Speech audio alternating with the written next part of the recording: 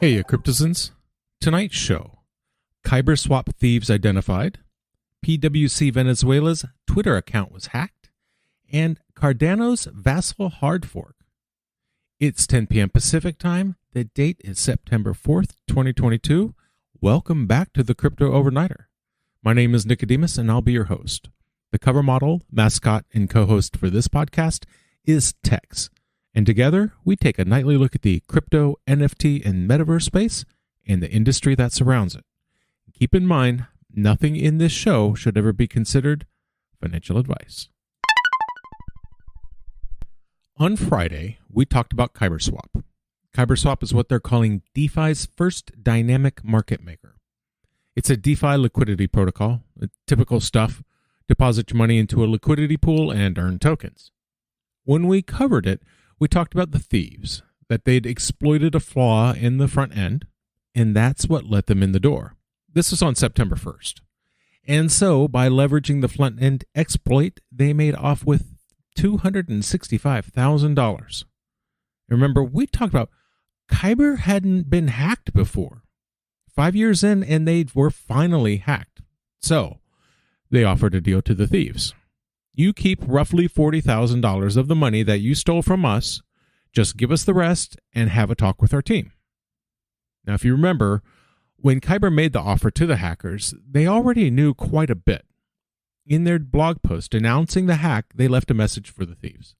They said, quote, "We know the addresses you have received funds from central exchanges, and we can track you down from there.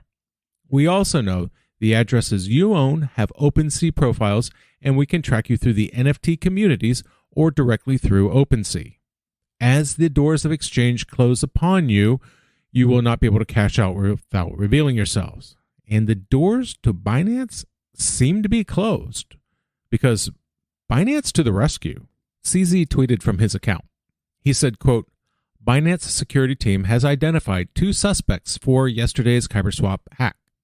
We have provided the intel to the Kyber team and are coordinating with law enforcement. Stay safe." They were apparently running their own separate investigation. Partially from independent sources, Binance's security team identified 2 characters that might be responsible for the hack. And so, CZ has said that they are working with the authorities to work from both ends to trap the hackers in the middle. And this move has engendered some goodwill towards Binance from the crypto Twitter community. One member, Taja Crypto, said, quote, "Binance is now playing the role of a big brother in the space. Binance has gone beyond securing its platform to securing the entire crypto ecosystem. There's no other platform that has the will or the resources to help the crypto industry like Binance. Binance is doing well." And last month, Binance recovered $450,000 that were stolen from the Curve Finance protocol. They were able to recover around 83% of the total that was stolen. Apparently, the hackers transferred their accounts to the exchange using different techniques to try to fool the Binance security team. And that's very different from the days where CZ has to continue fighting rumors and false allegations. These are people who insist Binance is a Chinese-based criminal entity and that they secretly belong to the Chinese government. So, this is a nice change in attitude towards the company. According to KyberSwap, the hackers launched their malicious code targeting specific whale wallets on both Polygon and Ethereum.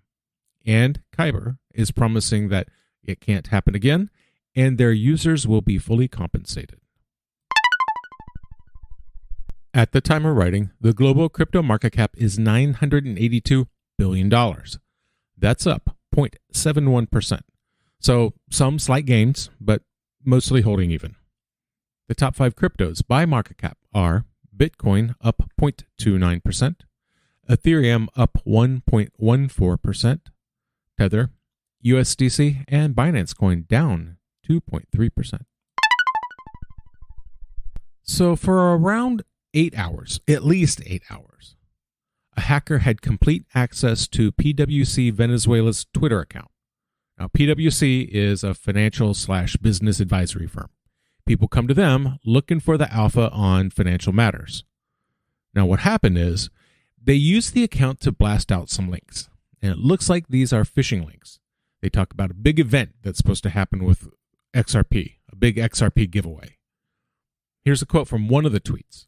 "I don't have much XRP, but am buying little by little. I believe in this coin and the future." And then, of course, is the malicious link, which means anyone going to PwC's Venezuela Twitter account looking for the latest information, they're presented with a business advisory firm peddling this kind of crap. So this is not a good situation. Investors clicking on that link risk being defrauded in some way. That account has 37,000 followers. That's a lot of people to fool. Now, I've checked on the bad tweets, and they're gone. In fact, every tweet after September 2nd was deleted. So that means either PwC Venezuela was unaware of their hack or unable to get their account back. As always, check your links before you click. Maintain a healthy skepticism about what you read on Twitter and be very suspicious of any giveaways. Quite often they're used as a way to get into your wallet. You click on the link, you sign what you think is an innocent transaction, and now they've got your stuff. Be safe. Be skeptical. The global NFT market cap is down 20.82%.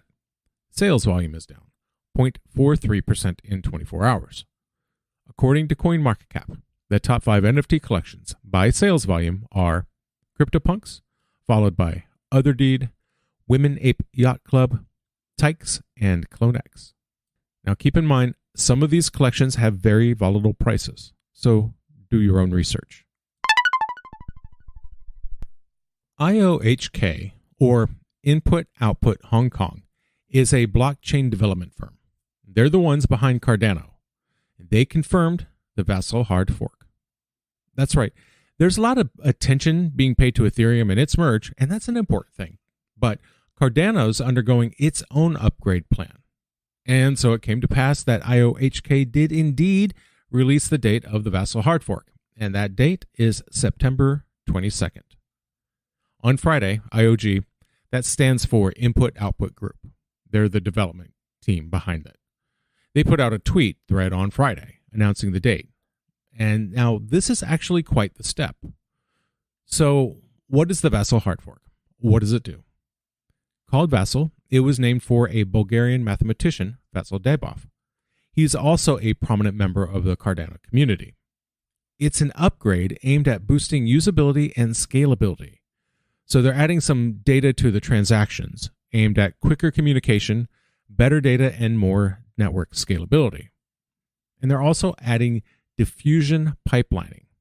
This is their scaling solution for consensus. And what they're trying to do is set it up so that the different steps can happen concurrently. There are 6 major steps. Currently, they're running in serial order, 1 through 5 through 6.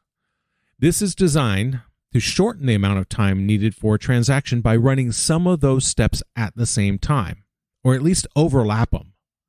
If they don't depend on the result of a previous step, they can be run concurrently. So you see, this is all aimed at making Cardano faster, safer, and more scalable. It was supposed to go out in June of this year. Obviously, that didn't happen yet. Why? Well, it got bumped back a few times, actually. The development of this fork was so complex, it had to be pushed back. It was so bad that Adam Dean, one of the Cardano developers, he called it catastrophically broken. His thread started with, quote, "It's important to point out today that Cardano testnet is catastrophically broken due to a bug in Cardano node v1.35.2. This was the version that we had previously been told was tested and ready for the Vasil hard fork." Then there were other developers complaining that this whole project has a culture of silence, that they weren't allowed to talk about network errors. Sebastian Guimau said, quote, "We have such hush-hush culture that even hinting at some test network issue leads to a multi-day panic. Meanwhile, in Ethereum, devs can just honestly talk about their software." Well known as a Cardano defender, Charles Hoskinson disagrees. He said that Guimau was wrong and that the developers were just trying to, quote, "kick up dust for no apparent reason." It does sure look like they're ready. 70% of the dApps tracked show pre-production testing was successfully executed.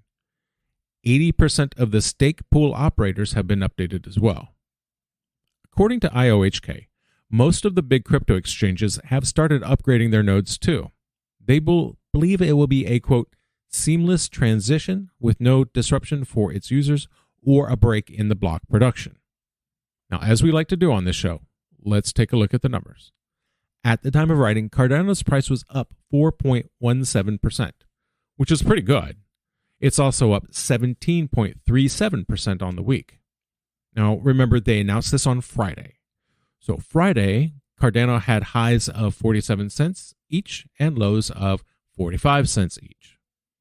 I see a steady improvement in price since that point, and now it's sitting at around 50 cents apiece.